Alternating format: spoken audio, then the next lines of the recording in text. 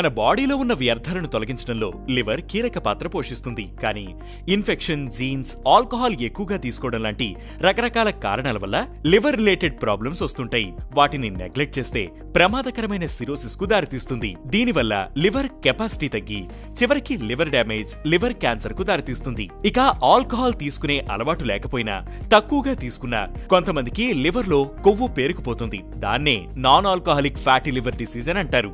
Non alcoholic fatty liver లక్షణాలను ప్రారంభ దశల్లో గుర్తించడం కష్టం. ఒకవేళ గుర్తించకపోతే ఇది ప్రాణాంతకమయ్యే అవకాశాలు కూడా ఉన్నాయి. ఇందులో 4 స్టేజెస్ ఉంటాయి. మొదటిది normal fatty liver stage.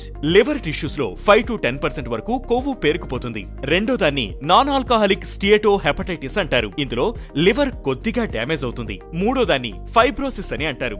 Liver పీచుగా మారినట్లుగా కనిపిస్తుంది. ఇక నాలుగో దాన్ని సిరోసిస్ అని అంటారు. ఇది చాలా డేంజర్. ఈ స్టేజ్ లో లివర్ ట్రాన్స్ప్లాంటేషన్ తప్ప వేరే ఆప్షన్ ఉండదు. లివర్ డ్యామేజ్ అయినప్పుడు బాడీలో బిలిరుబిన్ లెవెల్స్ పెరుగుతాయి. దీనివల్ల కళ్ళు ఎల్లో కలర్ లోకి మారతాయి. పొత్తి కడుపులో వాపు, అరచేతులు ఎర్రబడ్డం, చర్మం ఎర్రగా మారడం లాంటి లక్షణాలు కనిపిస్తాయి. కొంతమందికి కుడివైపు పొట్ట పైభాగంలో పొడుస్తున్నట్లుగా నొప్పి రావడం, లివర్ క్రమంగా పెరుగుతున్న లక్షణాలు కనిపిస్తాయి. ఈ లక్షణాలు ఉంటే లివర్ డ్యామేజ్ అయిందని అర్థం. కాబట్టి ఈ లక్షణాలను గమనించగానే తప్పనిసరిగా వైద్యుల సలహా తీసుకోవడం మంచిది. కొన్ని నియమాలు పాటిస్తే ఈ వ్యాధి బారిన పడకుండా జాగ్రత్త పడొచ్చు. ఉండాల్సిన దానికంటే ఎక్కువ బరువు ఉన్నవారు ఫుడ్ లో కార్బ్స్ ని తగ్గించాలి.